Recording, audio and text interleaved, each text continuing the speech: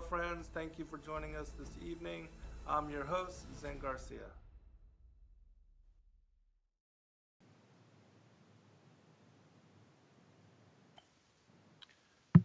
All right. Thank you, everybody, for joining us and being with us. This, uh, wow, it's almost a new year and almost a new decade. Too crazy. But Erin Moffet is with me this afternoon, and we're going to be speaking about not serpent seed, which we will cover that Evening. I'm your in host, Zen context.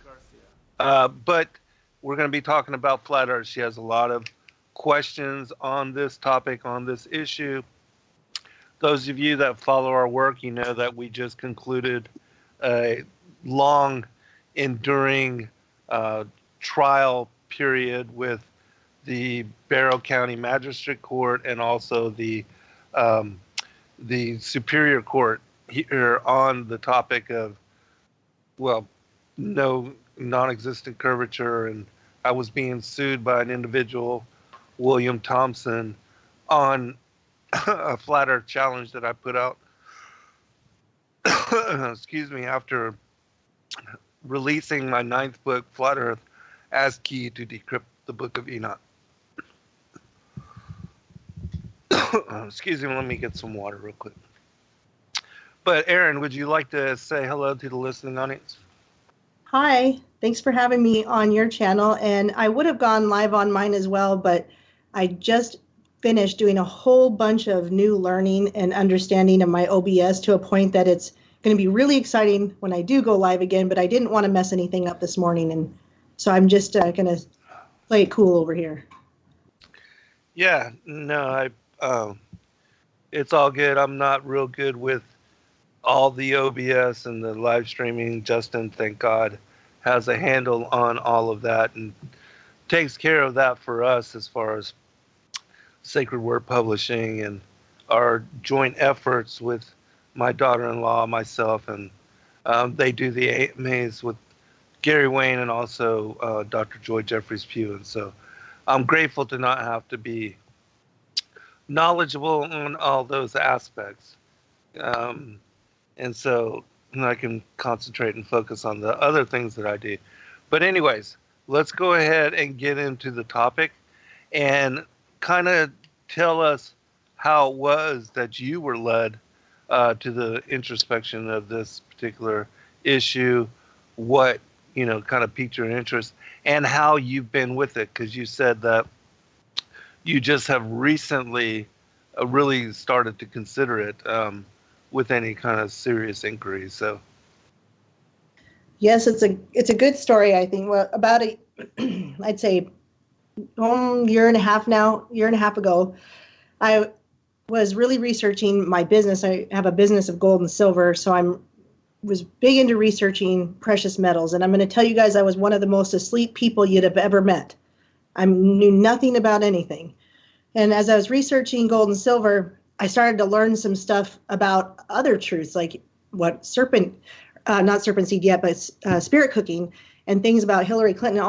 Anyway, you guys all know that stuff, so I'm not going to get into all that. But it started to just lead down more and more rabbit holes. And that's when I stopped and I prayed, because I had definitely had a great transformation back to the Lord about 4 or 5 years ago. And I stopped and I said, Lord, there is so much I could learn here. I can see this going many different ways. Please lead me down the paths I'm supposed to go down and let me ignore the rest. And for a very long time, the two things that I was compelled and convicted not to look into was flat earth and reptilians. And everything else I just took at lightning speed and I blew through it and I learned about it. And I was just going on what I felt the Lord was convicting me not to look at, not because he wasn't saying these things aren't true. He said, don't worry about it.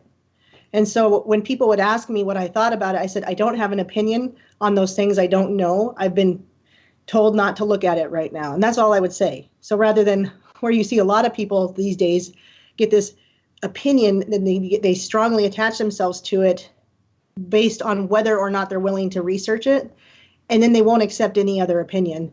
I instead tried to just not have an opinion about something I hadn't researched yet and didn't know even how to. And I didn't want to, I guess I felt like the Lord was telling me not to look at it because I didn't want to get confused or or ignore certain things that maybe I would pay attention to. Well, it turns out that as a few months, several months went by, maybe a year or more of me researching a whole bunch of other stuff, I started to think about what reptilian was with the serpent seed. To me, I've got that figured out with the serpent seed and the reptilian race, and I don't have it figured out as far as what the blood. I'm actually working on the blood type specifically. I'm looking at what's called RH null gold blood that doesn't even have an RH on it. There is no rhesus, and I'm thinking in my mind what that might mean. They call it the gold blood because it's so rare. Only 43 people have been known to have it. And I'm saying this because it actually ties into some of the questions I have for you. You mentioned, I'll get to that in a minute. But then as I've been listening to you and getting to know you and listening to other people and finally talking about flat Earth, I feel like the Lord said, okay, you can start looking at this. And I've come to definitely believe that it's not what I've been told. In fact, it is my belief that that we can't go to space, but I don't have much to go on. I just feel that way, just as a feeling I have. And so I came up with these questions to start asking because I finally feel like I'm ready to handle whatever the truth is. Well, that's great, because I think that's an important place to be. And until you get to a place where you can really be open-minded about an issue, you're never going to learn truth about it. And I can also understand with regard to why the Most High kept you kind of away from these issues initially, especially with, as far as reptilian bloodlines and its connections to the serpent seed. These are aspects of truth that are so just far out there that, and especially with you being new to revelatory truth, that it could turn you the other way, as far as being able to embrace it, because the truth is much stranger than reality, as the cliche saying goes. But and so I can totally see why God just told you to hold on and wait. And for those of us, even myself, being involved in a lot of this for a very long time.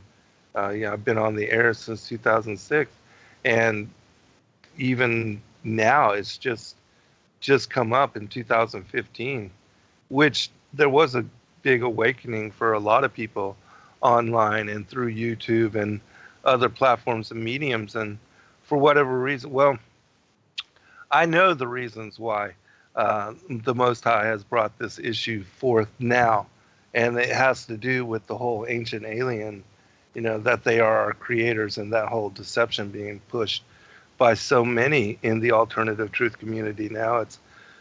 It's for a lot of people that are just delving in, like yourself, being a year into the research and a year into the study, there's so much to consider, so much to examine. And a lot of people are easily being led astray by people that have been in the movement for a very long time. Because again, you have so many of these PhD and academics and individuals that have been part of the alternative truth movement that are embracing the whole thing that, the Sumerian mythos, that the dragon, the Anunnaki, that they are our creators. And they're trying to fit that whole paradigm into the evolutionary Copernican heliocentric model for understanding world.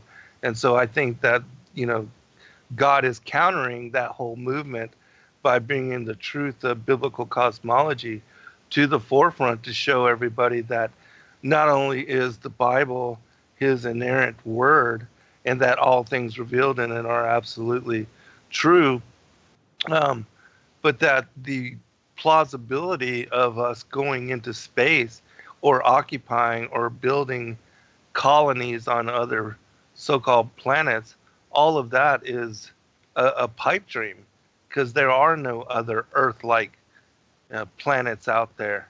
And the Earth is uncommon. It's the only, as far as being the foundation for the heavens and the earth and the meeting place for spirit and matter, it's not like what we see, the luminaries, they are all something completely different from what the earth is. And so people that understand that now realize that the whole strong delusion of that the ancient aliens are our creators is part of, I believe, the foundation to set forth the premise of the coming Antichrist. And so, do you have a comment on that? And we can begin wherever you would like. Yeah, I wanted to thank everybody for their patience with me on this too, because I know a lot of people in your community have probably studied this, know all about it. It's not new information to most of them. It might be to a few of you. And so I appreciate the patience and understanding for someone like me coming in with new questions. I wanted to mention that. And you talked about the Sumerian mythology, and that really struck me. A few weeks ago, I messaged you and I said, have you heard of orm gold or orm metals? And it's an orbitally restructured monoatomic element, and where they create, instead of having the two atoms, they make it have one. So orm gold, they try to sell it as this miracle thing that you can take, ingest, and it's going to clear you of cancer, help you live longer, do all the things that, that I think they're going to be the promises of the coming alien people. It's kind of sounding like it's leading people to ingest something that wasn't really God made, and it's really hard to make. I don't even think you can really buy it the way they want it, the way they want to have it. But it was discovered by some guy it just appeared on his farm supposedly many years ago, but somehow he had millions of dollars to do lots and lots and lots of studies on it to recreate it. And it's like they say in the Sumerian mythology that I was listening to you say, they arrived on Earth discovering gold, and that they wanted to get it back to their planet. And what's interesting is this orm gold, or these elements that they create monoatomically, are supposed to be lighter weight so that they float like helium. So I found that really interesting, that it would be part of, it's like they're introducing that almost as part of the same idea. And that's when I started just believing, like, I don't believe we've been to the moon, because it just looks so fake. I've just been looking at that months ago, and I felt like it looked fake. But I started to feel like a firmament kind of makes sense. You look at the sprites in the air, the sprites that come from that, and it creates almost like a wave outside of them. Right. And I had a question about, how does the sun and the moon work on a flat Earth? Really great question. And this all comes back to, again, the book that I put out, the 9th book, Flat Earth as Key to Decrypt the Book of Enoch, because I'm going to give you what Enoch tells us and what Enoch shows us. And in a chapter, in a portion of the book of Enoch, the book on the courses of the heavenly luminaries, Enoch talks about the sun and the moon moving back and forth through what are 6 portals on the western sky. And these 6 portals are divided from the Tropic of Capricorn to the Tropic of Cancer. And so what we see in this movement, and his description of the movement, he says that the sun and the moon are moving from east to west and then back north to east, so in a circle, which is exactly what we see in the time-lapse photography of the stars over the course of an evening. They are all circling, including the sun and the moon, are all circling around Polaris. That Polaris is the one fixed star of the celestial evening. And so the planets, the wandering stars, they are also moving in circle around Polaris, and not the sun. The sun is one of those that moves around Polaris, and it's not vice versa. And so anyways, Enoch describes that, and he begins his description with the sun being between the 3rd and the 4th gate of heaven, which is where the equinox is located, the equator. And so when the sun is above the equator, we know that that is the very beginning of spring. And so the sun for 3 months moves northward from the equator to the Tropic of Cancer. And over 91 days, it will reach the Tropic of Cancer for the summer solstice, and the longest day of the year for people that are in northern climates like us. And then it reverses course and begins to move southward back down through the 6 gates of heaven. Between the equator and the Tropic of Cancer is the 4th, the 5th, and the 6th gate. And so he describes how it takes the sun 30 days to move through each one of these gates, and then reaching the Tropic of Cancer for the summer solstice, it takes 1 day for it to reverse course and begin moving southward again. And so for the next 91 days, the sun will move from the Tropic of Cancer back down to the equator, and then reaching it, it will be the first day of fall, which is the autumnal equinox that happens in September. And then it will cross into southern latitudes, or what is the outer circle of the Earth, where Brazil, South Africa, the outer perimeter of the Earth, Australia, New Zealand, the outer continents and lands are located. And then that becomes their spring and their summer, and our fall and our winter. And so for the next 3 months, the sun will travel from the equator down to the Tropic of Capricorn. And then once it reaches the Tropic of Capricorn for the winter solstice and the shortest day of the year, it will reverse course and begin moving back up through what are the first 3 gates. The first, second, and third gates are between the Tropic of Capricorn and the equator. And so that's how Enoch describes the motions of the sun and the moon and all of the luminaries. They're moving in circle around Polaris, but specifically that the sun's back and forth movement between the Tropic of Capricorn and the Tropic of Cancer is what creates the seasons and the movements of the duration of day and night over the course of a year. Did that make sense to you? Well, yes, and I've seen images. So is the sun is it small? It's probably smaller, of course, than they've said, because it's not as far away. And so if it's getting a certain distance away, is that why we have nighttime? It's not going around the Earth. It's not going around a globe. It's going far enough away that it gets dark. Well, you got to think of the Earth as like a pizza, like a round pizza. And yes, the sun is moving in circle. At the very center of that pizza, you have the North Pole. And then right above the North Pole, you have Polaris.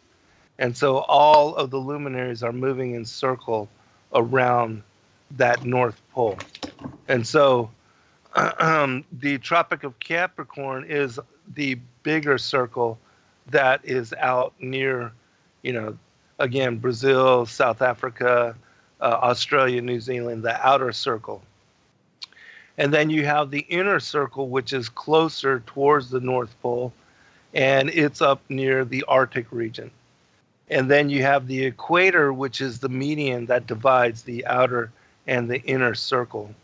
And so if you look at the Earth as like a pizza, a flat circular plane is what it is described in the scriptures. God said in Proverbs 8 that he would inscribe a circle upon the waters of the deep, which is exactly what he did.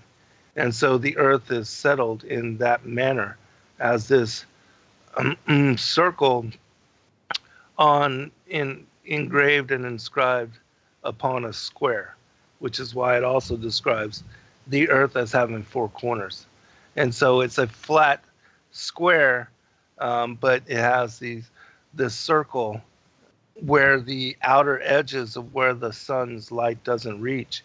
That's what builds up the mountains of snow. And the mountains of snow are what is the outer edge, the outer proximity of where the Antarctic or whatever circle, the ice rim that stays all of the waves and keeps everything, all the waters on the interior of the Earth. And so, that's how it's set up.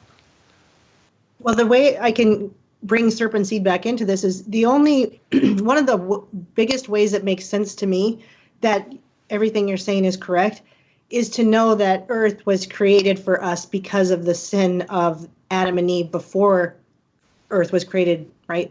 I believe, as you said, the sin happened as light beings that changed their genitalia, and then the second creation is when he made him flesh, made the earth, and made everything here on earth, and then brought them and made them in the flesh on earth. Is that correct? Right. Yeah. Once they were under the authority of death and losing their bright nature, they were placed here upon the earth. But before then, they were living above the vaulted dome and where paradise is located. And so, yeah. One other thing, I was looking at the chat room, and I do want to remind people. Armored Up says that DIRTH, which that's our good brother David Wise, deep inside the rabbit hole, that he made an app, the Flat Earth Sun Moon Clock, and it shows precisely these movements. And if you look at it, you will notice that on, December 21st, 22nd, somewhere around there, that was the shortest day of the year. And that is where Enoch describes the sun reaching the Tropic of Capricorn. And now the sun is moving closer, moving back towards the equator. And so for people that want to understand and read and know about what I'm talking about, that Ecclesiastes chapter 1, verses 5 through 7 as well, especially in the Targum version, that if you read those particular passages, you'll see this exact thing being talked about. And I'll actually bring it up and look it up so I can share it with you. But yeah, for people that want to get a visual on this, do download the app. I have it on my phone, and it's precise, and it will teach you how the Enochian calendar actually works. Well, that's I'm going to get that. And when I had an interesting conversation with a friend of mine who's a longtime Christian, and he's a great Christian. I want to I don't want to present him in any other way than a man who's out there trying to bring people to Jesus. He definitely is, but he disagrees with a lot of the things. He doesn't even want to think chemtrails are a real thing. But he listens to me, and we had a conversation about outer space. And I'll tell you guys that for me to hear growing up, and I read alien abduction stories by Whitley Strieber and people like that, and for me to hear that we were these tiny little insignificant dots in a huge universe made me feel like nothing. And I would think that a lot of other people would have felt the same way. And I think that it would be easy to convince myself that that's proof of God, but then I have to try to ask the question, well, I don't know that, if we're special, why would there be life on other planets? Well, this friend of mine, he thinks that that's possible in this big universe. And I'm saying, but that doesn't make us special. It doesn't make us who we supposedly are in the Bible. And then I'm like, so God is peopling planets all over the universe like us. Well, who care? Why does he care about us? And I'm not saying he wouldn't. You could convince yourself that he does, which this guy has done. But it also has created some other, I know it's created problems for him that he just doesn't want to look at. And for me, to hear what you have said, to have come across Serpent Seed even before I met you, but it just solidified what I had already started learning, and it confirmed everything. It makes me feel specially made to know the whole story, that this was made for our flesh bodies. And unfortunately, we're all going through it because of Adam and Eve, but it was made for us because of what happened. And I don't believe that a bunch of other light beings are doing it too, and he's creating planets for them. It makes way less sense to me. Yeah, absolutely. That was one of the premises that I got to when I wrote my book on the firmament. One second.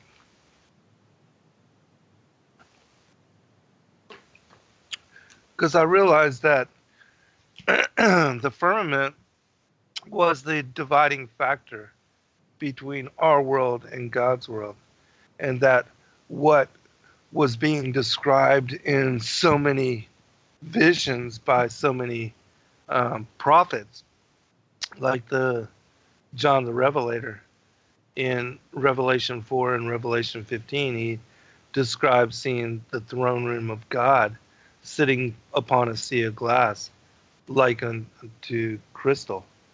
And I realized that this is the top of the vaulted dome of the earth, and that we are constantly being told of this particular barrier between heaven and earth. And that New Jerusalem currently resides above the vaulted dome, and that at the end of days, New Jerusalem will descend down out of the heavens and be brought here to the earth, and that it will be here on the earth that we reign with the Most High God and the Christ, the Son, the Savior, Messiah.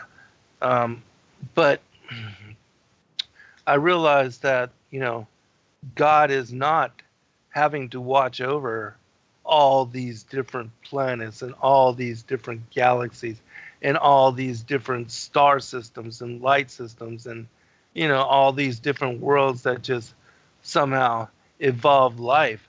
That all of that is absolutely not true, nor is it biblically correct.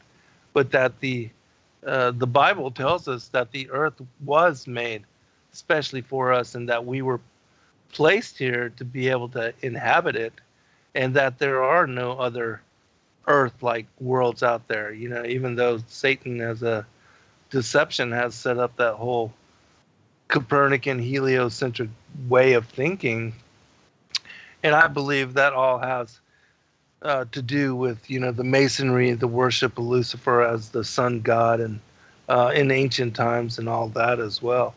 But God's right there above Polaris, right above the vaulted dome, and he is watching and has been and is keen on keeping order and allowing prophecy to control and dictate what he has revealed to us of the end from the beginning, and that we are the apple of his eye. We are the bride. We are the prodigal son. There's no other game in town. There's no other world to be paying attention to. And he is fully focused on us and what's going on here. And so, that's a comfort as well, because you think of the promise of judgment, which is included scripturally. And, again, once you understand that the biblical cosmology is without a doubt absolutely correct, then all the things that are included prophetically into the inerrant word of the Most High God, that they also have, should be considered. And that includes the promise of the coming of the Messiah, first and second coming, and how he is the judge. Even the devils recognized him. Even the demons, have you come to torment us before the time? And so they know that he is the judge, and also that there's a time where the gig is up, and their whole attempt to act as if they are gods and to be like the Most High, all that will be ended, and so, very important, these topics and these considerations. And then also, when you examine scripture, you realize that 1/3 of it has been written about the last times, the end of days, the fig tree generation.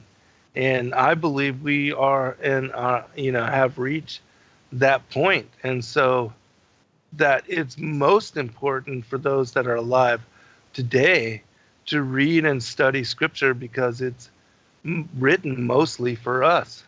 And this is a unique time in that all of the prophets and all of the patriarchs previously had all wanted to see, because everything will unfold in our lifetimes, in my opinion. Well, Erin? if I was, okay, so just recently I did an interview with Archaeological from Destiny Lab. And Great, brother. Do you recommend everybody check out their music? Yes. My favorite band. Mine too. In fact, it's all I listen to anymore. He's all I listen to anymore. Yeah. How would you answer what would you say to him when he said to me, and I didn't have these answers, and I said I was at that time I'm on the fence of where I stand where I stand here on flat Earth. But what would you say to Ark when he said to me, I don't know if I believe in flat Earth, because in 2014, a movie came out called The Principle. And it was right after that it seemed like this psyop of information, and all these people were blowing up about flat Earth. And it kind of led him to think that maybe it wasn't a real thing, that when this movie came out and then all of a sudden it's just blowing up on the internet and on YouTube, everybody's saying flat Earth. What would you have said to him in that moment? I'd say the same thing that I say to anybody out there. All one has to do is go and try and find curvature. It's non-existent.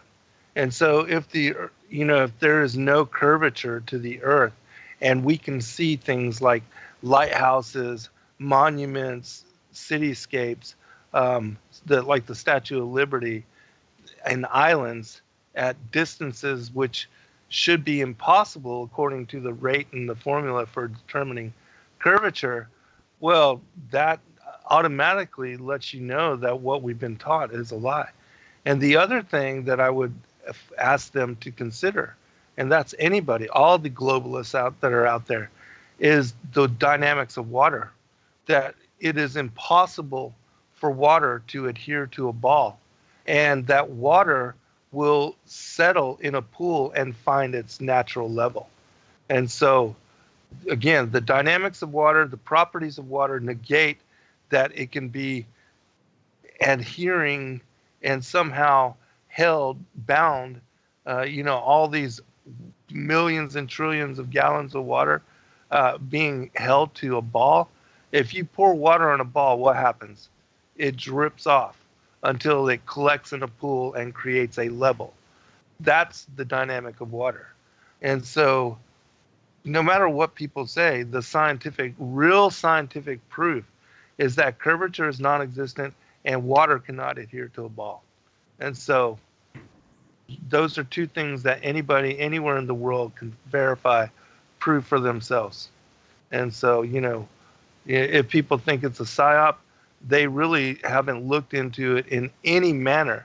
Because if you truly look into this particular topic and really consider it, it's not difficult at all to come to the truth.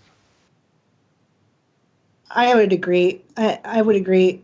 You're just more knowledgeable than I am. So speaking on that makes me ask the question about airwaves like FM and AM. And I listen to some other channels who say this proves that the Earth is a globe, because the FM and the way that they behave about with the radio wave frequencies, how the further away you get, they don't go as far.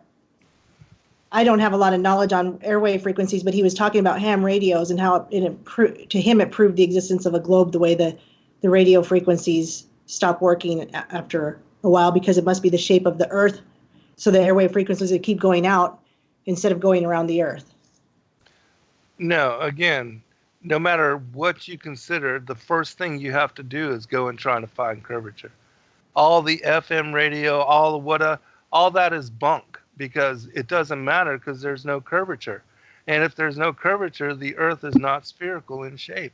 And so that's the first thing that they have to go and test without looking at anything else, because it's self-evident that you can see the Chicago skyline at 60 miles distant from the shores of Lake Michigan. You can see the Statue of Liberty 60 miles distance from New York City, Philadelphia, and surrounding region. You can see Oahu at 100-mile distance from the island of Kauai in Hawaii. You can see lighthouses at 20, 30, 40, 50, 60 miles distant. And so that should be impossible, because at 30 miles, you should have half a mile of curvature, making all these lighthouses, even the Statue of Liberty, impossible to see. And at 60 miles distant, you should have, so much curvature again that it would make it impossible to see. And so these kind of things, again, nullify the fact that curvature exists. There is no curvature, no matter what all the globalists and all the heliocentrists and all the people that believe that we're living on a sphere think or say. There is no curvature, and anybody in any part of the world can confirm that for themselves. And if they would just do that one simple test, they would be forced to reconsider their whole paradigm for understanding the world. So does the moon control the tides? No, it does not. And I'll tell you what controls the tides, and because I've done a very in-depth study on what is the true nature and the specifics of the dynamics of this world. And what it is that at the very center of where the North Pole is, there's a black lodestone mountain called Rupus Negra by the ancient explorers. And this particular mountain is all lodestone, magnetic, and that's why all the compasses point north. And this particular mountain is surrounded by a giant whirlpool. And this whirlpool, every 6 hours, it reverses the direction of, at first, it will draw in and it will drink the world's oceans, and it drops the ocean and creates low tide. It sucks in all the ocean water because all the oceans are connected together. That's why they create one sea level. And then we see that, all the land that is elevated above that sea level is the dry land that we inhabit, and that God made it this way in the creation week, in the first 4 days. But anyway, so this particular indrawing sea, every 6 hours, it will reverse course.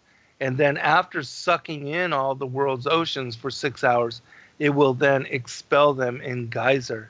And that's what floods the waters of the oceans back out onto the plane of the earth. And then it creates high tide. And then 6 hours later, it starts to suck the world's oceans in again.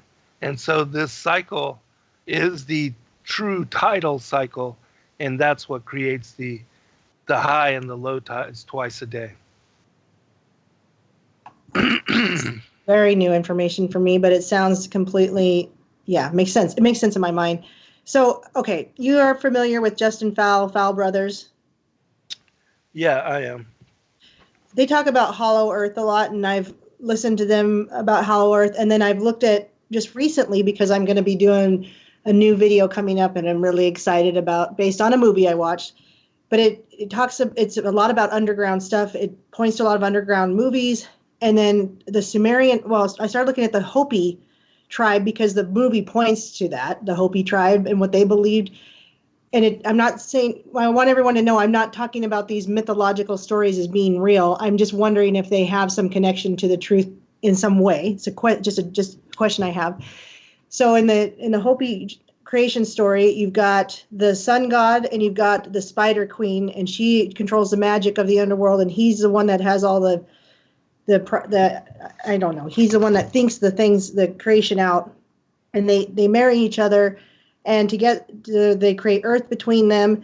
But when they created people, they created them in caverns, and one day they walked them out, and they had a sun and the moon in the caverns, and they needed light out on the surface, so they created a sun and a moon. And apparently it goes a lot along with the Sumerian mythology. Correct me if I'm wrong.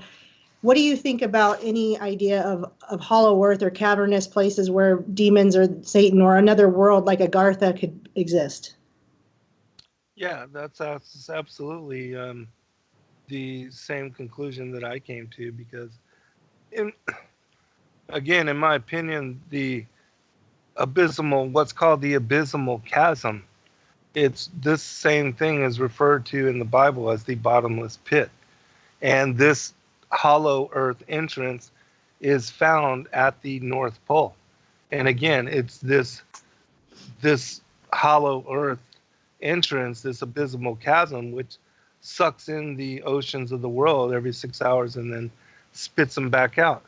But that is the opening to Sheol and to what is referred to in Job 26 and Enoch chapter 18.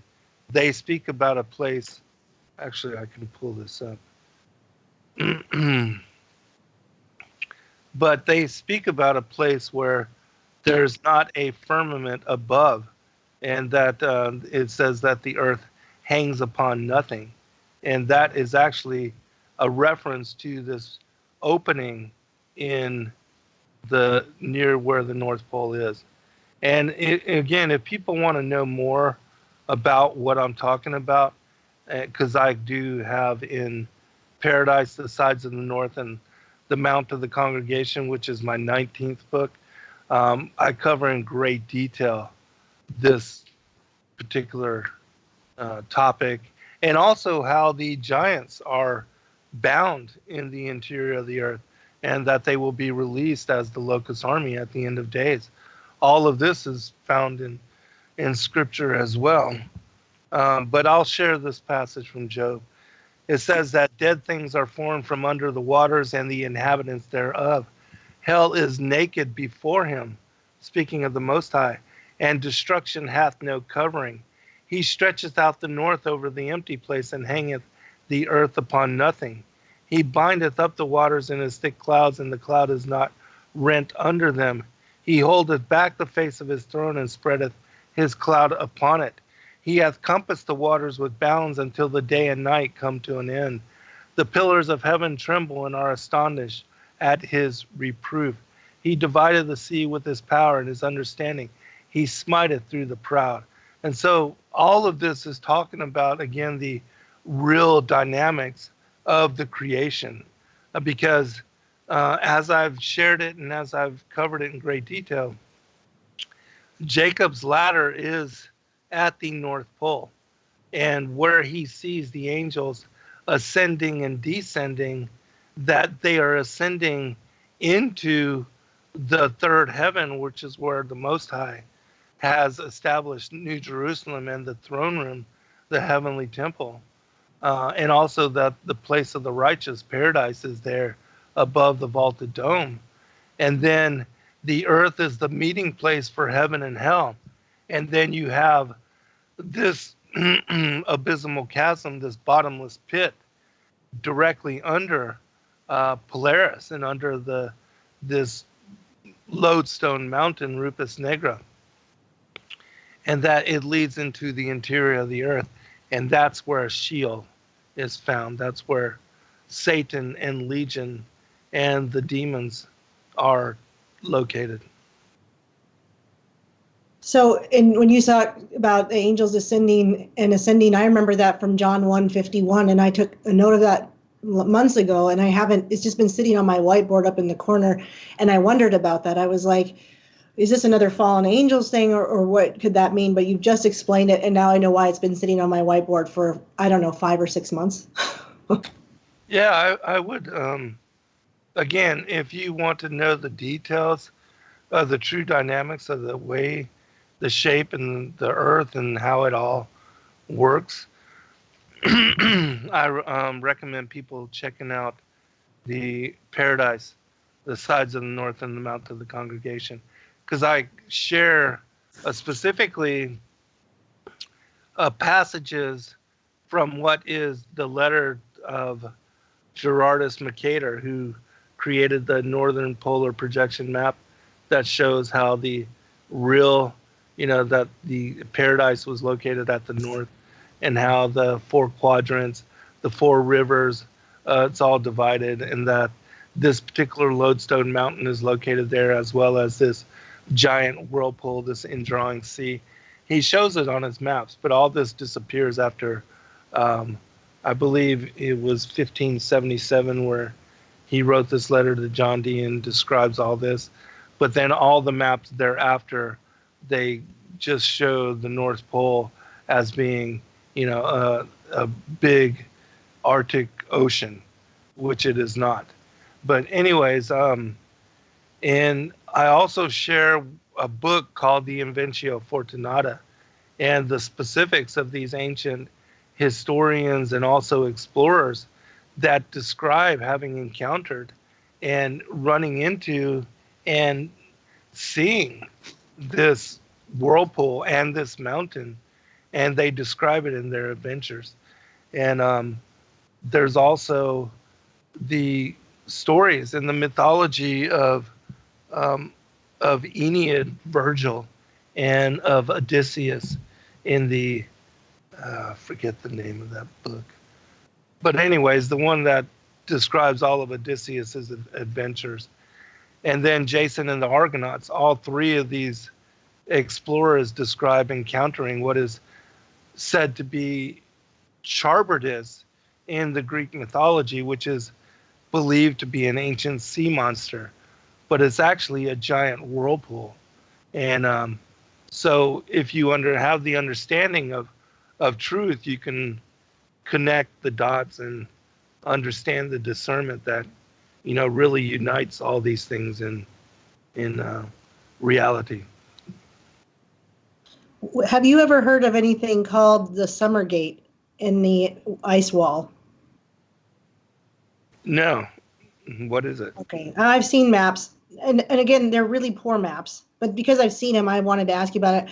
They're not clear. There's a lot of them are blurry, but you'll see these maps that show all our countries and everything, and just the way you described it, with the North Pole being at the center, and then on the ice wall at the edge, there's what's called a Summer Gate that goes out into more waters where there's other countries and names and another sun and another moon, and then some even depict another ice wall with waters beyond that. That's not something you've ever seen? Not that I can recall. It sounds very interesting. I would be interested in you sharing that with me. But I have heard of, for instance, there was this 1,000-year-old Buddhist map that was recently spoken about, and that was the news story of its discovery in Hawaii, was shared with the world. And it shows, also openings in the Antarctic ice wall and lands beyond. And this also falls in line with what is described in the Srimad Bhagavatam, which is a book that was revered in the Vedic cosmology and cosmogony. And in those particular texts, they also describe in many chapters exactly what Enoch describes as the movement of the luminaries and the sun, the moon, and then the earth at the North Pole being divided in these 4 quadrants with these 4 rivers, and then other lands out beyond this particular ice wall, and that's where these so-called demigods live. But and so I know about these things, but the particular map you're talking about, I'm not familiar with, so I would definitely be interested in checking it out, though. I don't know if you guys can see on the Discord, but I went into your Flat Earth and I just copied and pasted an image of it in there. Not that you have to rush in and look for it right now. Yeah, I'll check it out sometime. I went and looked at a bunch of older maps because I started looking into, not deeply yet, but I know it's something I'm excited about, is Tartaria, which you excitedly have looked into. So I was going to ask you, I was going to text you, I'm like, have you looked into this? And then I saw you had a whole video on it that I definitely have listened to quite a bit, and another video from another guy that has some great pictures, images, drawings, and maps that really was kind of pointing to what might be a time more recently when people had more technology than we have today. Mm-hmm. Yeah, I have looked at, and I do believe that when you really look at the maps of, for instance, even the past millennia, that you see what we have been told with, as far as, even the creation of the Great Lakes, and even the creation of California, and it's being actually connected to the continent of the United States of America, that these are recent as far as occurrences and events which led to their occurrence, that these things had to have happened within the creation of maps dating back to the 16th through the 18th centuries. And because in the older maps, you see that California is just an island off of the coast of the United States of America, or what was not the United States of America, but what was the empire of Tartaria, in these ancient times, and that the Great Lakes were not even depicted on some of these early maps. And so there was something that occurred that led to, and even, the Grand Canyon and the scale that we see as having happened, perhaps even within the last 300 or 400 years. But then also the whole event with regard to the mud floods and to the destruction of what are the Tartarian empires, and this megalithic structure, which was built worldwide in similar precedent and similar architectural design, that these are things that we don't know about and have not heard about, and which are not even taught in the mythologies or the histories of America or other countries in the world, that somehow this massive empire just disappeared and is not even mentioned anymore, but is absolutely found all over the maps of the world in ancient times. It just lets you know that we're not being taught truth with regard to history or mythology or anything, and that we're all having to really try to figure it out from the ancient manuscripts, in my opinion, and the ancient maps. Somebody mentioned this guest doesn't even know if she believes the earth is flat or not. No, I know that I was told by the Lord to wait before deciding on a firm belief. So I haven't ever created a belief system until recently. And I've come to believe a lot what Zen believes and says. And like I said in the beginning, I appreciate all of you who who already know this stuff and believe this stuff to be true and know it to be true, for listening to me as I come along and try to understand how it all works. I've come to a point where I definitely believe that it's not what we've been told, but I just wasn't sure how it all worked. And so I'm really grateful that you're answering these questions for me and letting me have this opportunity to just be kind of vulnerable inside of a group of people where they could say, well, we already know all this. How dare you come? And I've had that happens. And there have been people who get angry and don't want to talk to me and help me out with these questions. So I really appreciate that you're doing this for me. Yeah, no problem at all.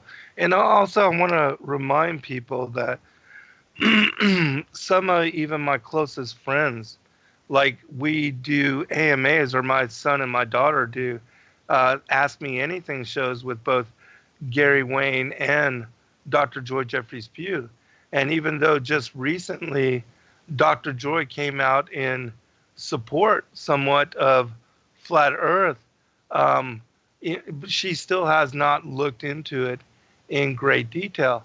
And so there's a lot of people that are even very advanced and very well-respected researchers in the alternative truth community that are like you and that are exactly where you are with regard to this topic. And so those of us that know different and better, we have to be patient with others, because even myself initially, I thought the topic to be ludicrous, and I was not going to waste my time looking into it and examining it in any manner.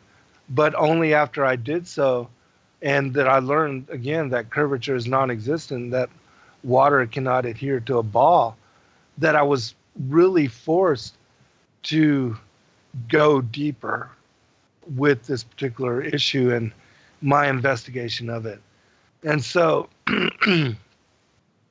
I want to remind people that, again, 97% of the world thinks we're insane for even considering it, and that they have not caught up to us in the examination of this issue, and that a lot of people really don't even consider it important.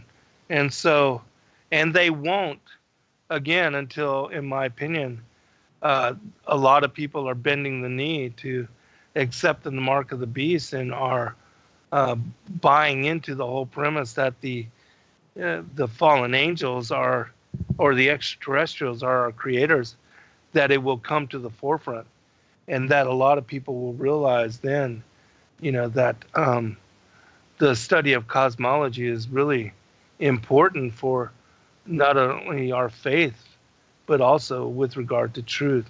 And so don't, yourself, Aaron, don't be apologetic, because a lot of people are where you are.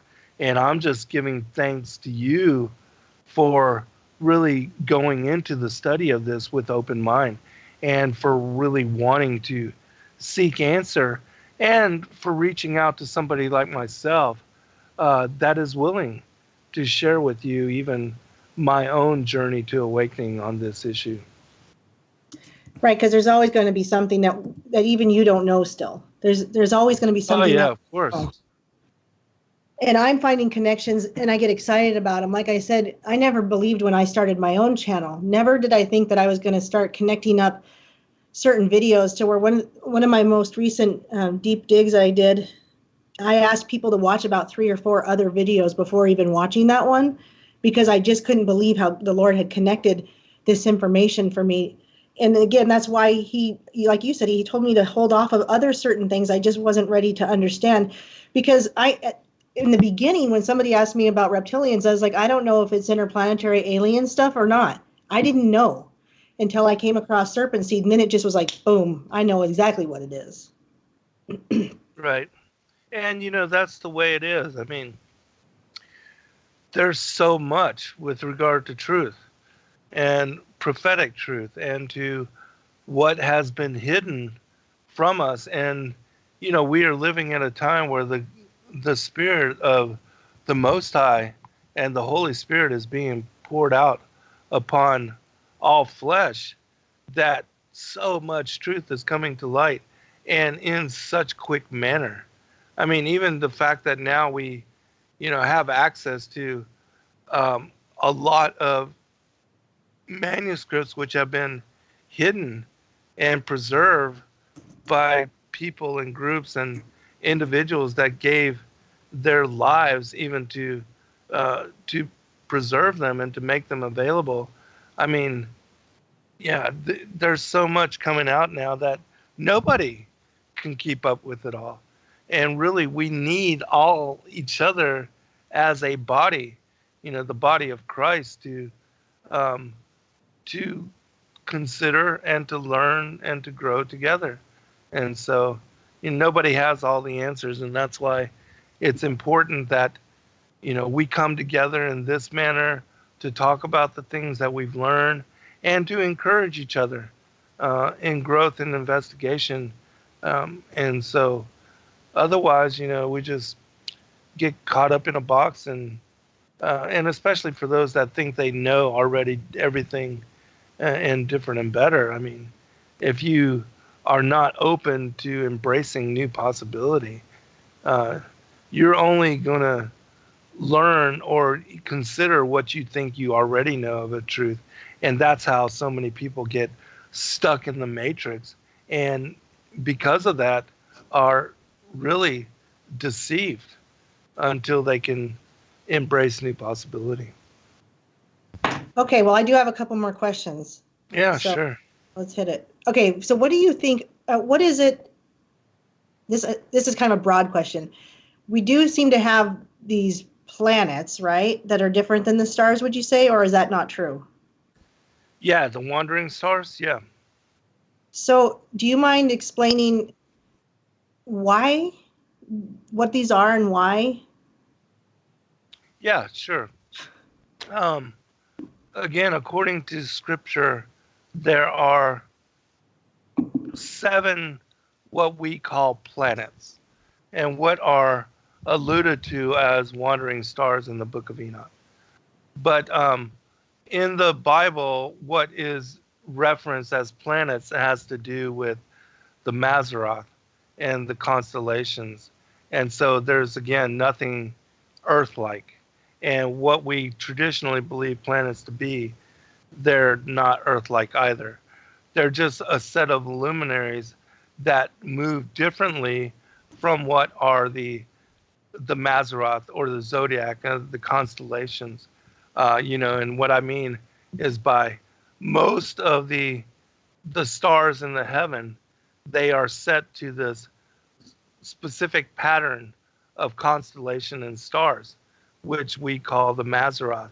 And they don't break from or move independently of this giant pattern. However, the wandering stars, these particular luminaries, which we call planets, they have a distinct and individual movement.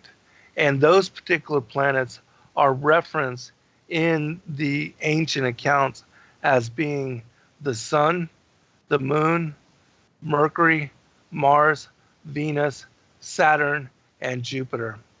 And it describes how when God created the lower heavens beneath the vaulted dome of the earth, that he subdivided what is outer space and the atmosphere into 7 quadrants.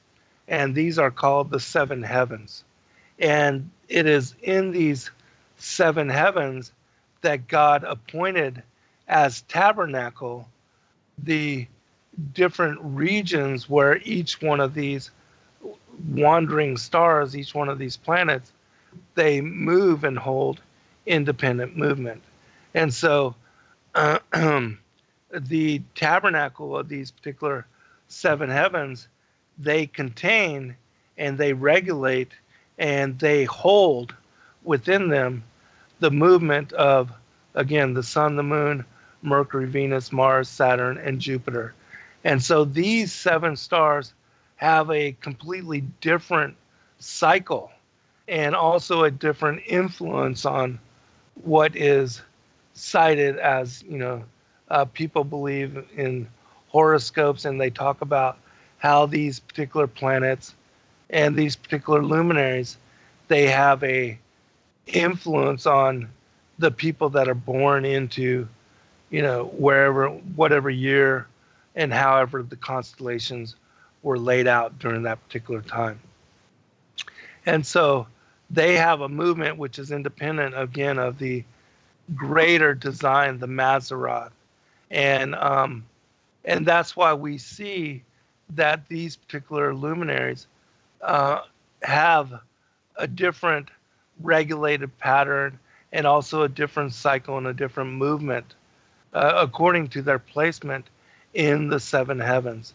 And that, the sun specifically has a very intriguing set pattern, because it's the sun's movement back and forth between the Tropic of Capricorn and the Tropic of Cancer, which denotes and regulates the seasons, and that it is the equinoxes and the solstices which divide the seasons into the different portions of the year.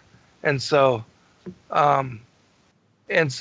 that's the distinction between the wandering stars and the rest of the luminaries that make up the Mazzaroth. So that has something to do with whatever it means for Mercury to be in retrograde?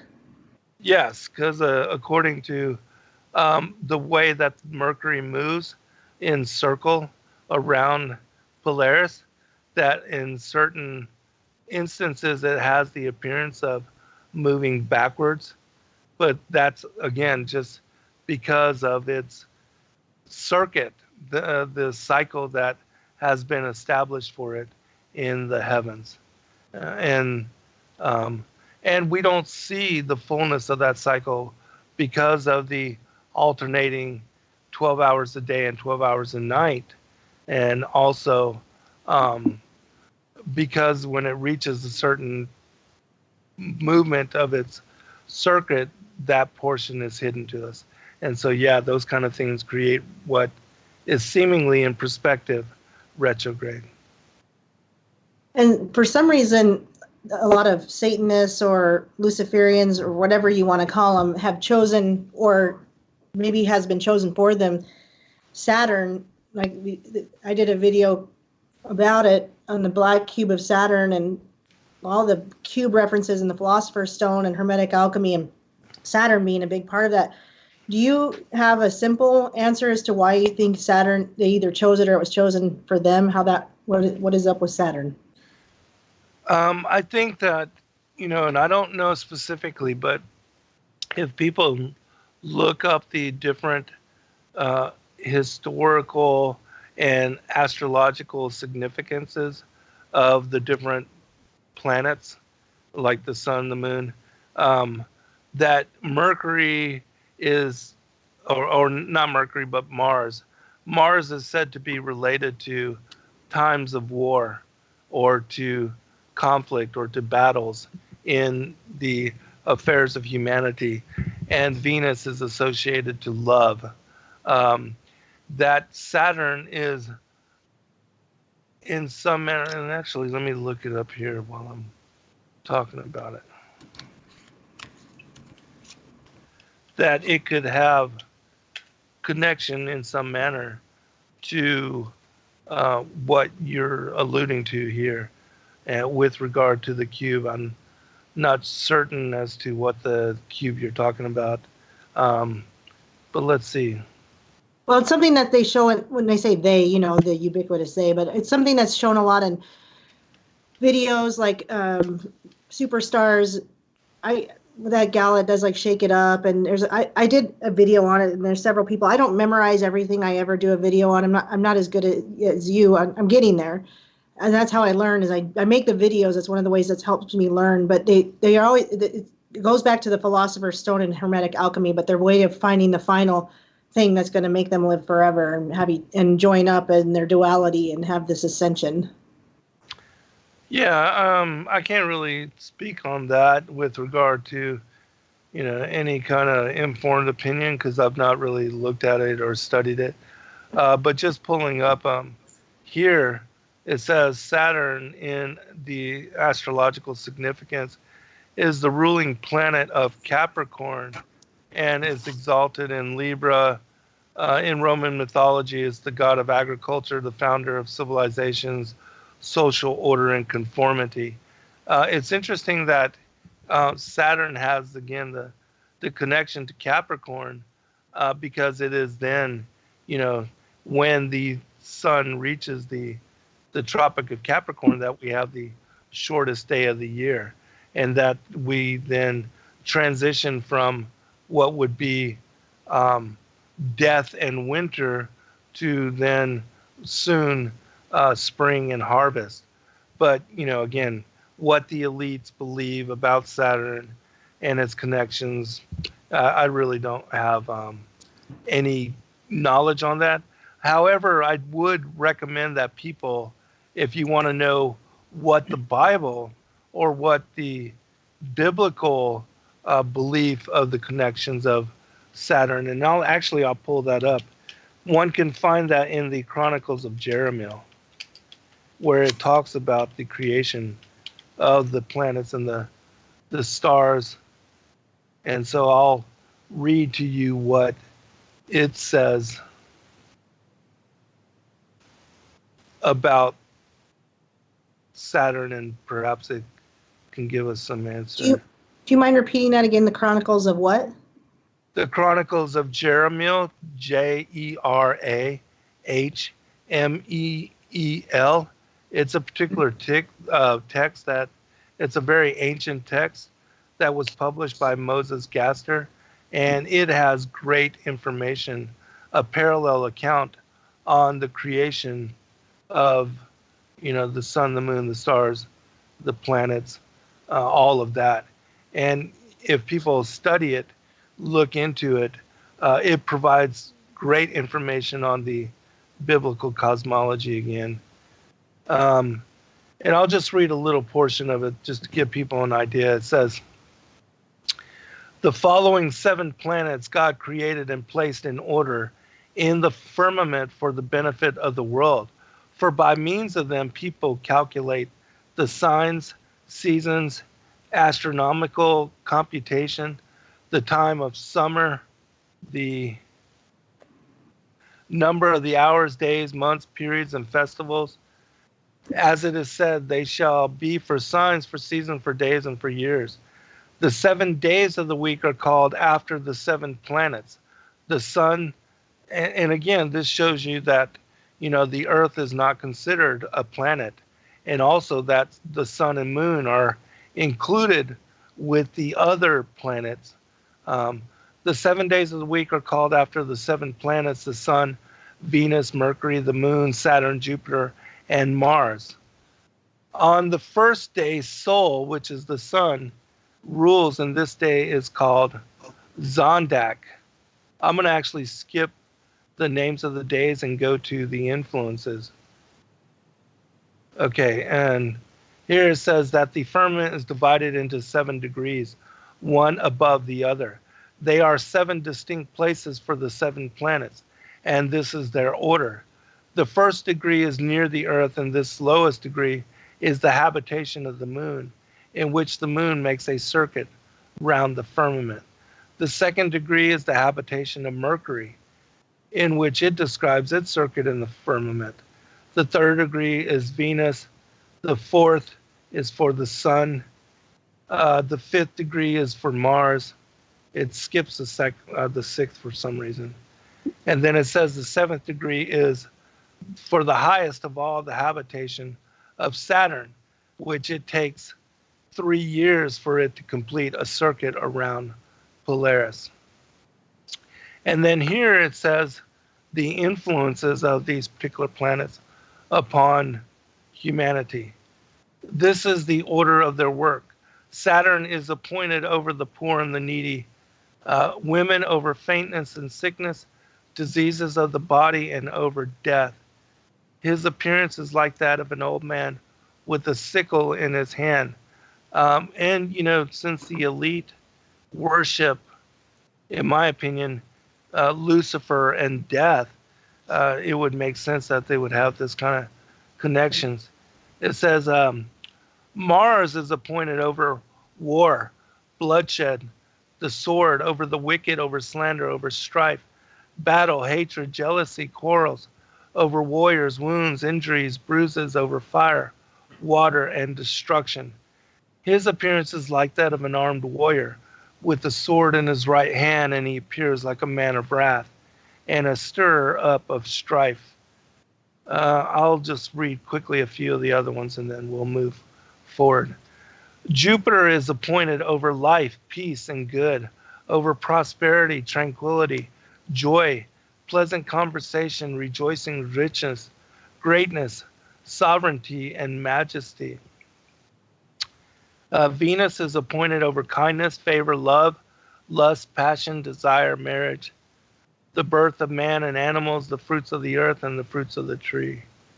Mercury is appointed over wisdom, discretion, understanding, knowledge, and the active intellect, enabling one to unravel mysteries, to devise plans in every branch of work, and in the writings of any language.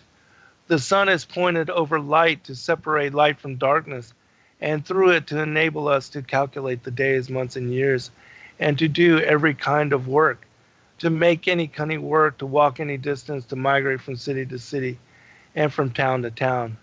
The moon holds the key of heaven and earth, and is appointed over morning and evening.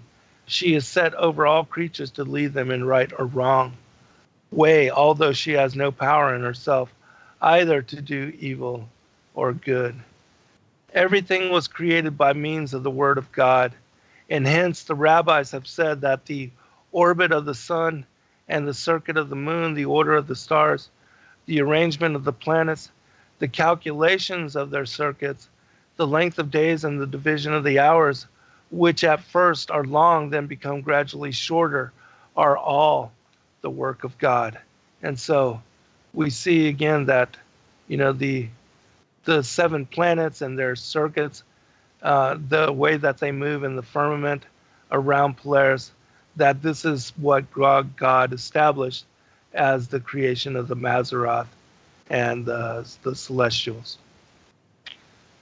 That explains a lot. That'd be nice to have, because you have this information, which is why I come to you, which is great. And so much has been hidden from us. Just to know that there's something out there that explains it in a way that makes sense. It's easy to understand, and it answers quite a few questions in a small amount of time. Mm-hmm. Yeah, myself, I'm not going to give you my opinion or what I think about something unless it's backed up from what I've learned from the ancient manuscripts. And so, with regard to the influence, of the planets. This isn't something that's from Tarot, but this is from, the description as I find it from the connection of the creation on the fourth day, as presented by the Chronicles of Jeremiah, which is a book based on the beliefs of the ancient patriarchs of Israel. Okay, I could ask a lot of. I don't have any more written questions. Well, yes, I do. I have one more. Go with your heart. I have one more written question. I've seen you post up pictures of the earth on pillars, which is the Jewish or old Jewish or Hebrew belief, I think, of what the earth looks like. Are there pillars that the earth sits on? Yes, and this is described, again, in 2 Samuel, I believe. It describes that the pillars of the earth are the Lord's. And this has to do with, in my opinion, that the interior of the earth is hollow.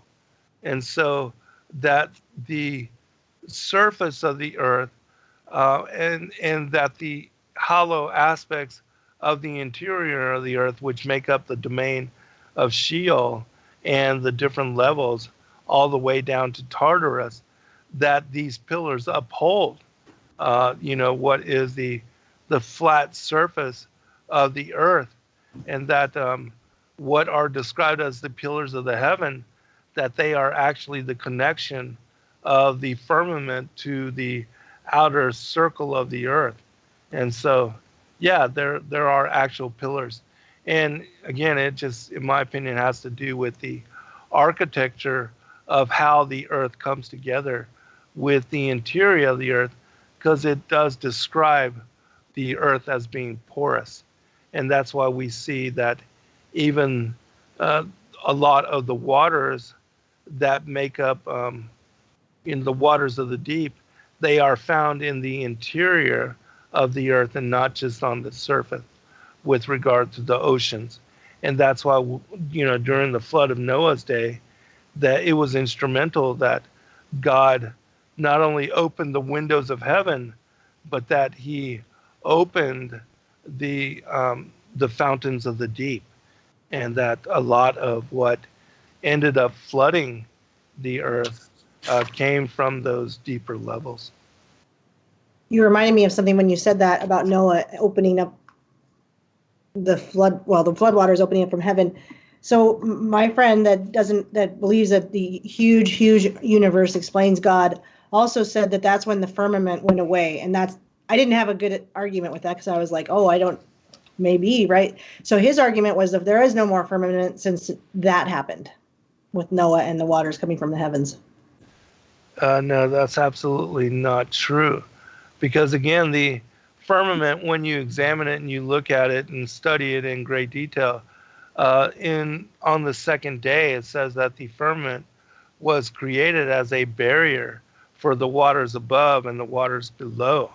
And that this firmament it comes from the word rakia in the Hebrew, which means a solid expanse.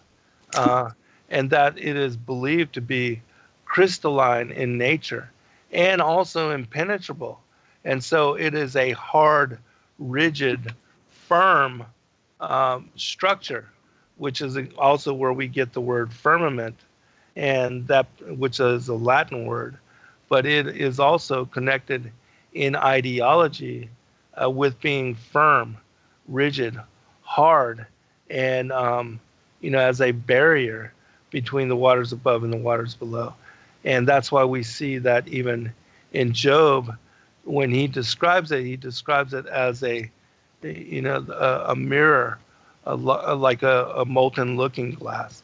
And so anybody that really looks at and examines the firmament, it is described as being impenetrable and as being a solid structure and as being a bowl encapsulating the circle of the earth, much like in what we see with regard to a snow globe. And so when the waters fell from the heavens, the Lord it came from above the firmament or below it? Yes, above from the firmament. And that's why God opened the windows of the deep. And it's my opinion that even our looking up into the sky now, that the reason we see the sky as blue is because there's an entire ocean of water above the firmament uh, currently. And that's why even in Psalms, I believe it's 148, it speaks about the waters, that there are waters above the firmament even now, after the flood of Noah's day, and even in this current day and moment and age. Well, you may not have an answer to this one because it's kind of more my area, but because it's my area, I wonder if you've talked about this or thought about this or wrote about this. Do you think people have gone up to the firmament and tried to bring anything back from it? When you say, you mean like NASA or? Yeah, any kind of ship, space, whatever you would call it. I know it's not going to outer space, but they've tried to get to it, seeing that they can't get through it. And because my thought is, I look into what's called the black goo. I've now called it also black gold, which also leads into the orm, the gold that can float like helium. But this dark black thick substance, I wondered if the firmament wasn't maybe made of that, and bringing it down brought some kind of troubles with it, if they did such a thing, or if they were capable of such a thing. I have no idea. These are just thoughts that go through my head when I research the stuff I do. Yeah. With regard to the black goo, it's my opinion that the firmament is crystalline like glass, and that there's said to be some kind of stone, which I don't remember what it's, but people speculate that it could be portions of the firmament, and that the firmament is, in certain places breaking up, and that especially when they did the Operation Fishbowl and they sent up all these nuclear devices to test the proximity and the height of the firmament in different areas of the world, that perhaps, some of these pieces were loosened from the firmament, and that naturally it could, it could shed off in some manner certain portions of the firmament, and that it becomes this particular substance that is found here on the earth. Whether that's true or not, I don't know.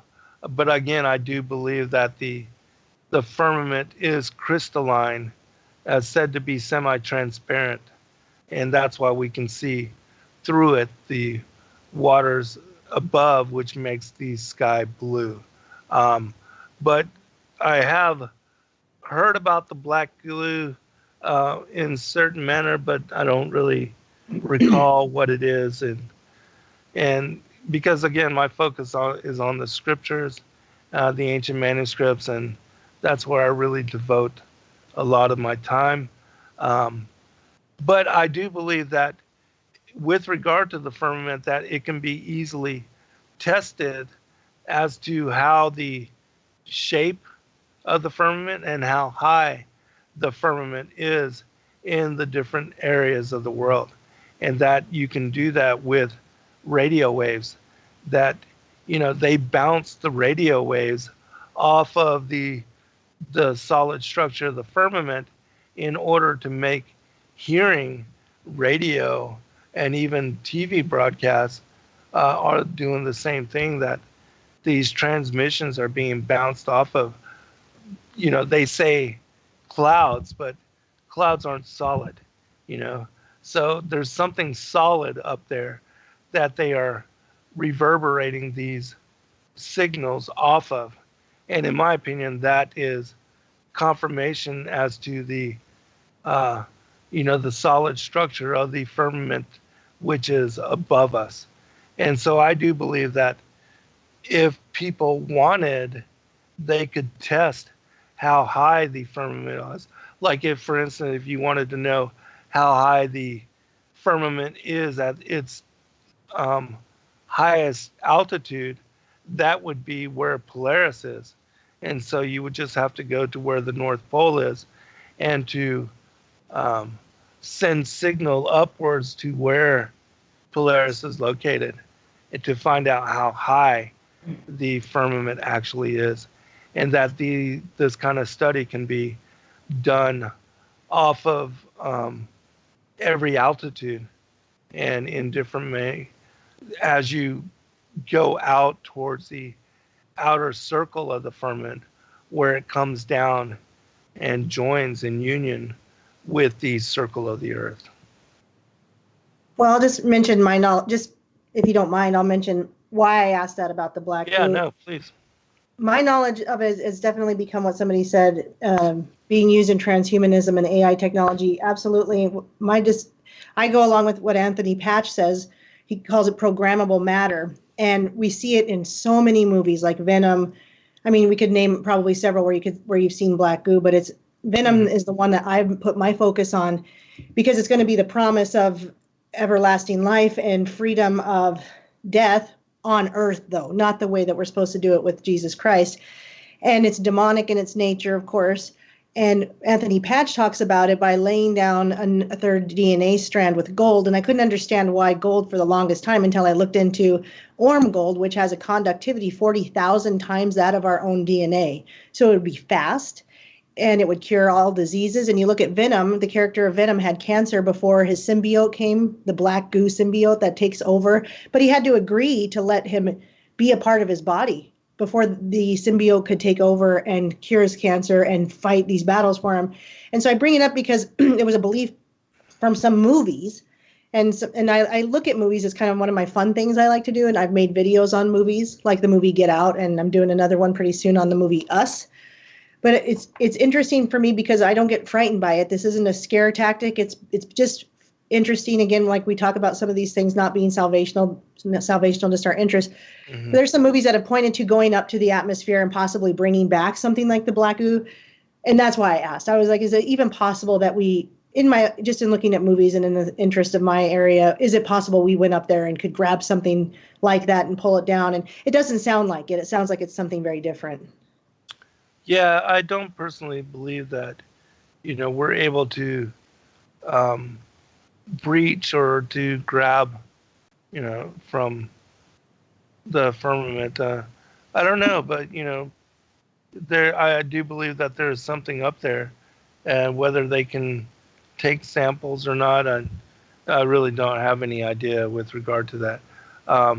But it is interesting to me, you mentioned monatomic gold, that I did a series of interviews with an individual named Peter Moon, who knows about the whole story of the Basigi Mountains and its connection to an ancient library said to have been established by giants long ago, and that this library has this holographic projection, and it contains all the knowledge of the ancients with regard to what occurred in the past that led to even the establishment of the earth in the way that it is now. But anyways, in a series of books he wrote about the discovery of this particular library of the ancients and its connections to the Romanian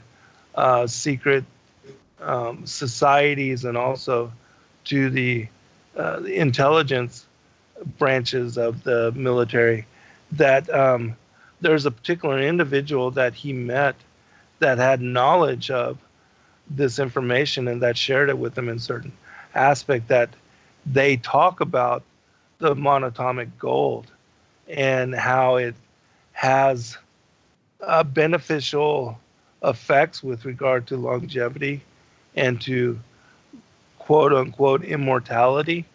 And so that's a whole series of books and it's supposedly based on truth. And so that's something you might want to consider. But I'll send you a link to a lot of the shows that I did where I talk about that. I did a series again of interviews with this individual named Peter Moon, who's, he believes in a lot of the New Age stuff. So, but he has access to information that not a lot of people do, and he does make mention of and talks about the monatomic gold in great depth within that particular series. Yeah, I do find it very interesting because one of my thoughts was if that's what they're using, you talked about us being, I've taken your information and used it saying that we used to be light beings and we didn't have to walk. And if we were taking this monoatomic gold and it was promising cures and it was promising living forever, that could be the mark of the beast, in my opinion, if they're using it alongside a DNA strand. Right. And then you'd be, like Revelations 9:6, wanting for death and crying for death and not able to have it. But it also made me think that perhaps because it has this light nature to it, that, like helium, that people would be able to float with it. It was a thought I had. Well, that's a interesting consideration. There was yes, I did want to bring up one other story since you made mention of the third strand of DNA. And this has to do with a article that Steve Quell had released a long time ago about a DNA researcher that had inherited an investigative study by one of his friends that following his death, he had been hired by this elite that was, part of these Illuminati bloodlines, and that this particular individual wanted to know if their DNA was different from that of, he said, the sons of Adam. And he talked about how they believed that his bloodline were the children of Cain and that they had triple strand DNA, and that he wanted to know if the sons of Cain could be saved. And so there was this entire long investigation that talked about, and I'll share just a little bit with you, this particular differentiation. And I found it truly fascinating because, again, you don't hear a lot of people talking about this triple strand DNA and its possible connections to the sons of Cain and how they could be distinct or different in some manner from, the rest of humanity. And this will give you an idea. I'll share this with you. And I did write about and release this in its entirety in one of my books, Skyfall, The Angels of Destiny, as well as Lucifer, Father of Cain, and then The Great Contest 2, The Enmity Between the Seed Line. But just to give you a background, a little bit of information on this, and I'll share with you a link to a show where I covered this entire story. It says, in his notes, my friend penned some personal thoughts after having considered his observations and the source of his DNA materials. On the plane ride back stateside, my friend, who at the time was one of the most knowledgeable DNA researchers on the planet, pulled out the biggest piece of mental jerky I've ever gnawed on. His benefactor test subject believed that while most of the sons of Adam had double-strand DNA, he had been told by his family that he and his blood relatives were distinctly different, and that he, like his fathers before him, had triple-strand DNA. He wanted my friend to secretly prove once and for all if this was true or not. The subject claimed that his extended family and their cousins, who are kings, queens, princes, and princesses, as well as leaders of industry and banking worldwide, they believe they are children of an otherworldly race of humanoid beings. He'd been taught by his tutors that once upon a time, his ancestors had fallen to earth after some cosmic calamity in the time before the garden. He believed that while their ancestral mother was Eve, their ancestral father was not Adam. He was torn to know if a child of Cain was actually genetically different and whether he could be saved. He thought of the Vatican's pronouncement that the aliens are our cousins, and the Vishnu teachings of a time when gods flew in spaceships and destroyed whole cities in a single blast. He even had notes about Elijah being caught up in a chariot of fire. Maybe he had misread or misunderstood the entire history of his Bible. Maybe from Genesis to Revelation, it was about some far more tangible and real fallen angel, alien cousins than the ghost-like destroying angels he'd always pictured in his imaginations. Our subject and his kin had been taught by their families and tutors that once upon a time their ancestors falling to earth after some cosmic calamity in the time before the garden, they believed that while their ancestral mother was Eve, their ancestral father was not Adam. They believe that they are our humanoid cousins, super, hybrid, half alien and only half human. They once reigned from Olympus and were pharaohs. Whatever the real truth of their history, their belief is the driver of their actions. Being the true believers they are, they will continue to operate in accordance with their belief and the laws of alien Darwinian type survival. That's why they interbreed, to maintain the purity of their bloodline. That's why they secretly meet and connive to pass power between themselves. And that's why they must fool the rest of mankind into wars of self-destruction and death, so that we may be forever enslaved to their lusts on this prison planet, till death do us part. More than afraid, they know in their hearts that this is a fight for survival. And it had begun, just as my friend had said, as a murder investigation, starting with the first murder when that Luciferian demon dad had first whispered of the evil deed to his willing child, Cain. It continued down through time. The sons of Adam fighting for survival, destroying the alien giants in Canaan land. David and the hybrid Goliath and his 4 hybrid brothers. And all the hidden true believers ever since, hiding in plain sight, so powerful, so important, yet so afraid. One more passage. These earthbound half-cousins of ours, they continue to laugh, but it is a nervous laugh at that, as they have a joke or two at our expense, recreating their lying fathers' fall to earth, flashing their heretofore secret gang signs, hand signs to each other, right in our faces. I know now how dangerous their beliefs are, because they are being driven by their beliefs, taught to them by their real alleged father, the father of lies. And even now he knows the truth and whispers into his initiate's ear, just as he did into Cain's ear, that the sons of Adam, as long as they live, they are dangerous. And so, again, this makes mention of the triple strand DNA and how the bloodline, the Illuminati elite, believe that they are connected to what occurred in the garden with the beguilement of Eve and her impregnation with Cain.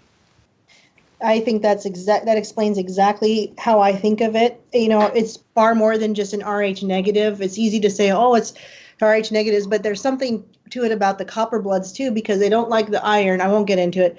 But the third strand would be the beast for us, because it will be promises of living like them. It'll be promises of living forever, promises of being free of disease, promises of never having cancer, which are all the promises we already have, but not supposed to be here on this earth in the flesh, and they're creating it in the flesh. I believe if we accept the mark, and you can say it's going to come a million different ways, and I'm not here to argue which way it'll come, but if you accept a third strand DNA, let's say, with Orm gold that has a conductivity of 40,000 times out of our own DNA, their ability to then use airwaves to completely control us, I think that would be why we will have no ability of salvation at that point. We won't even be able to think for ourselves if we accept that and we're able to be controlled in the way that they will have us controlled at that point. Right. And, their whole search for immortality and the trying to circumvent judgment, that's going to be part of the promise of even the cyborg technology of, why not implant this microchip into your mind so you can directly access the internet, or, things of longevity that you can, not ever have to die. These kind of things are the promises that Satan has been giving to these bloodlines for a very long time. And, and you could see the temptation that you can just take on another body. Like if your body is breaking down or it's about to die, or if you have cancer or whatever, that you could just upload your mind into a different form, a different vessel, and escape judgment and never have to worry about whether the consequences of you doing good or evil will have any bearing upon whether you will go to heaven or hell. These are things that will absolutely tempt the elite into taking this mark of the beast and accepting this kind of technology. Oh, also, and it says in the chat room, Anita says that, they will seek death and not be able to find it. And I do believe absolutely that this will be one of the consequences of their buying into and accepting such technology. Right, I agree. And I think a lot of us will do it too, will accept it as well, because they need a certain amount of people, what is it, 500 million, to serve the purposes that they want us to serve as literal cattle to the elite. And that will be another time where we could probably see a lot of us just dying and the rest of us just being controlled. Right, exactly. And I don't say us as in you and me. I mean the human race. Right. Yeah, absolutely. And, a lot of Christians too. And again, this, in my opinion, all ties back to the foundation for the Darwinian, that we evolved the monkeys, the Copernican heliocentric model for understanding world, the things that were written down in the Sumerian mythos, like you were talking about the creation stories. Well, in the Sumerian creation story, it's called the Enuma Elish, which was one of the Babylonian, and it's also tied to the Sumerian. It speaks about how, the outer planets that they had somehow captured Nibiru, and it became part of our solar system, and that this is how the Anunnaki arrived here on the earth, and that they were trying to get access to the gold in order to save their own planet and to heal a breach in their atmosphere, and that they had established colonies on the moon and Mars in order to transport this gold to their particular planet. And so the whole basis, and this is one of the reasons why so many people also believed in the Sumerian mythology, is that they teach a heliocentric worldview, and they believe because of that, that this information can be trusted, and that it far surpasses the knowledge that is contained within Scripture. Because again, NASA, them teaching us that we live in a solar system, the Galileo and Copernican model teaching that we live in the solar system, all of that has been put forth in ideology to set the foundation for, that the Sumerians were correct, that, the ancient belief in the earth being spheroid in shape, all of that, all those people can be trusted, and that this knowledge was critical, and that the Bible's wrong and it can be thrown out, and you can't trust it, because if it doesn't even know that the earth is a sphere, how can you trust it on anything else? And so the actual truth is that the Earth isn't a sphere. There is no curvature. That water cannot adhere to a ball. And so when people come to the truth of this, it completely debunks the whole idea that, the fallen angels are extraterrestrials from other galaxy, other place, that they came here a long time ago, seeded humanity, and that they're coming to save us from ourselves again at later date, which will be, in my opinion, one of the biggest deliberations and one of the most important choices that people are going to have to make in either accepting the fallen angels, the extraterrestrials, as being our gods, or in understanding the truth as revealed within the scriptures that the Godhead is, the Father, the Son, the Holy Spirit, that they are the true, the gods which really did create us and that established everything for us, that we were made in their image and that we are the apple of their eye. There's not another so-called planet or solar system or galaxy or any of that out there in the truth of cosmology. This is another reason I like movies, and then I even cover some of them, like I've said. But one that I did with a friend of mine, he's got a really big channel, so it was really fun. It's had a lot of views just because of him. But we did a commentary on the movie Cowboys and Aliens, and I had never seen it. And for some reason, I was like, we should watch that, and we should do commentary on it. And for an hour and 40-minute movie or whatever, our commentary ended up being an hour and 40 minutes. It was kind of funny. Unfortunately, I didn't know about the Sumerian myth before, and I wish I had, because that movie portrays exactly that. Aliens come to Earth, and for whatever reason, they picked the time of cowboys, which I found really interesting. When I'm talking cowboys, like, we were on horse-drawn carriages and things like that. I found it interesting because these people, they called them devils and demons. And I'm like, well, they would say that because they hadn't even been to a point where they would think it could be aliens, because that's not even something that they were lying about yet. Right. And I'm like, well, that's not obvious. And so these aliens came, and what do you suppose? They go underground into the caverns, and they're taking the gold and putting it up into their machines with this advanced technology. Now, what was interesting is they weren't here to save us. They're either done in movies where they come to save us, or they're scary horror movies. Like somebody mentioned Pennywise saying we all float down here. That might be a promise later, but they show it in a scary movie so that when it comes, it's just, what do you call it? Soft disclosure.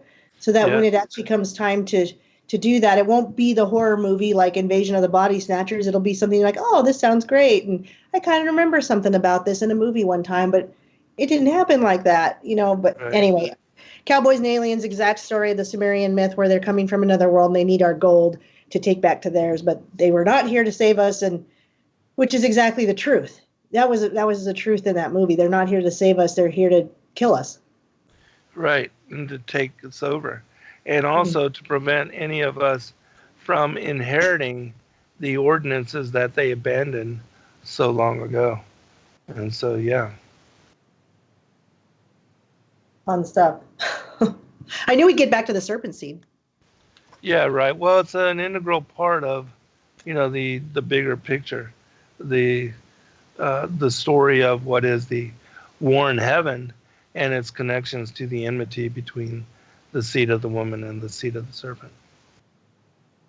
Right, and if you can see that as truth, which again, it's hard for people, but I'm grateful for your community and my community, because a lot of people in my community don't argue with me on that. And they don't think it's crazy. But yeah, when you try to talk to your everyday people, if they'll sit and listen, you'll watch them kind of go, oh, that kind of makes sense. Just like when you went on with Red Pill 78. I don't think he'd ever heard anything like that before in his whole life. Mm-hmm. Yeah, and his listening audience too. A lot of that was new consideration. But again, when you really open yourself to the possibilities of those things that I'm saying, it helps you to unite even the biblical prophetic side of the understanding of world to the esoteric, the ancient mysteries, and also to the conspiratorial, the New World Order and all of that, because there's an underlying truth which brings together everything in bigger picture. And so, yeah, it's good to have individuals like yourself, Red Pill, and others that are representing communities of truth seekers that are new to some of this information, that you guys are leading them to information that they otherwise may never have considered previously. And you notice if they're willing to listen, I even heard him say, well, that makes a lot of sense. And you could see it on his face. Right. He's like, I've never thought of that. And it's kind of ringing true. Right. Exactly. Unfortunately, you had a lot of people getting really mad too, but that's what we're going to face in the world. And I would like to say that I think that's what this path of YouTube has been for me, to prepare me to go out in the physical world and be ready to face the challenges of opposition. Yes, exactly. Because you're going to always find that, especially when you cover really controversial issues and topics, and all of us essentially are just trying to come to the truth. But for most people, it's overcoming their indoctrination and what they think they already know of as truth, to even consider new possibility. And that's the hardest thing for most people. And that goes with serpent seed, pre-existence, flat earth, whatever. That a lot of people already pridefully, arrogantly think that we know, like teenagers growing up, they think they already know everything. And so what we learn over time is that we don't really know much of anything when it comes to truth. One of the people I've been enjoying recently, and not trying to plug other people, I'm sure you've heard of him, but he goes by the name of Ray Comfort. He's been around many, many, many years, and he very simplistically points back to the Ten Commandments and salvation. And I've seen the way he deals with people. Same with the way Red Pill was listening to you. It's like something rings true all of a sudden. Right. And he's going out and talking to atheists, neo-Nazis. I mean, the guy's got to have so much patience. But I look at that and that's what I'm saying I'm trying to learn how to do, is to be able to present information that is definitely going to oppose people's belief systems and their belief structures, and not get frustrated and definitely not get angry. I don't really get it. Frustration would be a better word for how I feel most of the time, but not to get frustrated, and to just understand that I planted a seed and to let it go at that, and hopefully it will come around someday in the future. Yes, and for a lot of people, that's really all you can do. Is it's meaningless, it's worthless to spend time arguing with them, because they're really not open to new consideration. But if you do plant seeds, and then at some point they have an aha moment in their life, then they'll be like, oh, wait a second, I heard Erin talking about that. Maybe I should go look at that again, and then reconsider. And it's in doing that we really learn that we really don't know a lot with regard to truth and reality. And that people that, again, can come to that discernment, come to that understanding, and then embrace something new, those are the ones that are going to be convicted of and be led in discernment to truth. Right. And I can even point to, there's a guy that told me about eight years ago now, I was pregnant with my first daughter, and he was not really a friend, but he was just somebody who needed a place to stay with me and my husband. And we said, sure, you can stay for a couple of days. And he's telling us about the weather being created, the clouds being created, and all this stuff that we now know as we know it. But back 8 years ago, I thought the guy was absolutely Looney Tunes. I was like, we were joking about how crazy this was. Me and my husband were like, well, right. Not sure we should let him stay much longer. And it turns out everything he said was true. And I don't remember his name, and I'm not going to be able to get a hold of him to tell him that. But even that guy, not being a Christian, planted a seed of truth in me that I now remember him talking about back then. Right, right. And that is the way of it. Even for, especially for family, we want so much for them to have an interest in truth, and we want so much to be able to share that with them. But unless they're willing they're not going to hear you anyways. And that a lot of times it just ends up in argument, and that you really, you will drive them away from further from truth than you do in bringing them to it.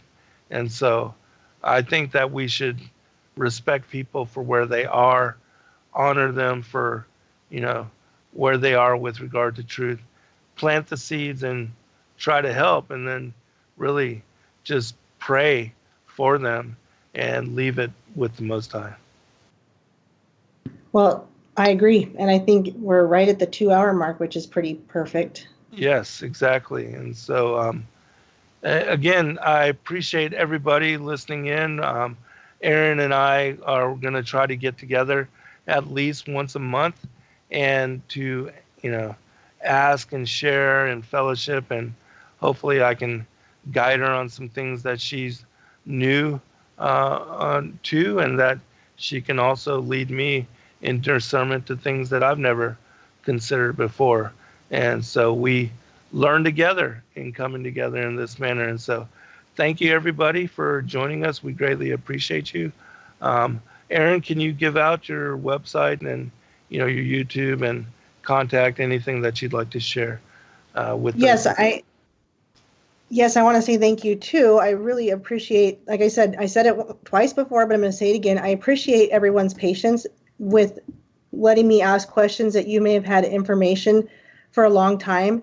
And I think that's great, because that's the way we do learn together. And maybe there were some people in here that didn't know some of those things. And so I hope they learned something too. I learned a ton, and I am now excited to continue on this road. And yes, I do believe I've got a firm belief and foundation in the fact that it's not a globe. In fact, I really was thinking that for a long time, but it's hard to find people to ask these questions to. So thank you very much for doing that with me. I have a gold and silver business. I'm only mentioning it because I think gold and silver are important when it comes to preparing for any kind of crash of the dollar or that. So nobody has to come to my business to buy gold and silver, but I will put a link for it, and I will also give my email, because I tell people I will answer questions about gold and silver, whether you buy it from me or not, because I think it's fair that everybody has the right to understand why they should be buying gold and silver, what kind of pieces and parts should they be buying when it comes to gold and silver, depending on their goals. And I'm willing to answer those questions. You don't ever have to buy anything from me. I'll still help you with that, because I would have been pretty upset if being a widowed mother of 2 children, somebody didn't come to me and give me that information because I didn't buy from their business. So please feel free to come to me about that. I do have a YouTube channel. You see me in the chat right there. I just dropped my email and a link to my gold and silver business. And if you click on my name, that's my YouTube channel. I get into a lot of different stuff. I get into AI kind of stuff. Like you said, third strand programmable matter. And I also do some movies, covering some movies. And I connect it to what the elite and the AI, the future, what possibly the third strand, possibly the mark of the beast is going to be. However, I want everyone to know I always end in prayer on my live channels, and I always bring it back to Jesus. And so I really do try to keep it positive and prepared, not scared. Awesome. Well, would you like to end this show in prayer for us? I would be happy to do that. Awesome. Thank you. Oh, Father in heaven, this is a great community, but first we thank you for who you are. We do worship you. Hallowed be thy name is exactly how we should be thinking about you. You created us, and we are grateful for this life. We are grateful for our families. We're grateful for this community. You have brought us together in a way that we could have never done by ourselves. So we appreciate that you have put your hand on that. We come to you, Lord Jesus Christ, first for all truth and discernment and wisdom, and we go from there. And if you've shown us the truth, Lord, we trust and believe in it, and we wish to go out and share that in the best way with a humble heart, shining like the light of Jesus Christ. We love you, and we thank you for being here in the show, being on people's hearts. And we pray the full armor. If anything I've said was wrong or incorrect, I just pray it be struck from everyone's minds without offense. And I just want to say thank you one more time, because I can't stop being grateful for who you are in our lives and how you've proven yourself to me and cared enough to show me who you really are. And I pray in your mighty name, Jesus Christ. Amen. Amen. Thank you, Erin. And happy almost New Year, everybody. Yes. We're about to be 2020, and new year, new decade. It's amazing. And I just pray for discernment for all of you out there. And thank you for taking the time to listen to us. And just real quick, we will be doing our patron only AMA tonight at 9 p.m. For those of you that do support us as patrons, we greatly appreciate you as well. And then tomorrow night, I'll be on with Rob Skiba again to continue our introspection into the Book of Enoch from 12 midnight to 2 a.m. But you can't have a better way to bring in, the new year. So thank you, Erin. We'll do it again soon. Be blessed, everyone. Shalom. Thank you all. God bless. Good night, all.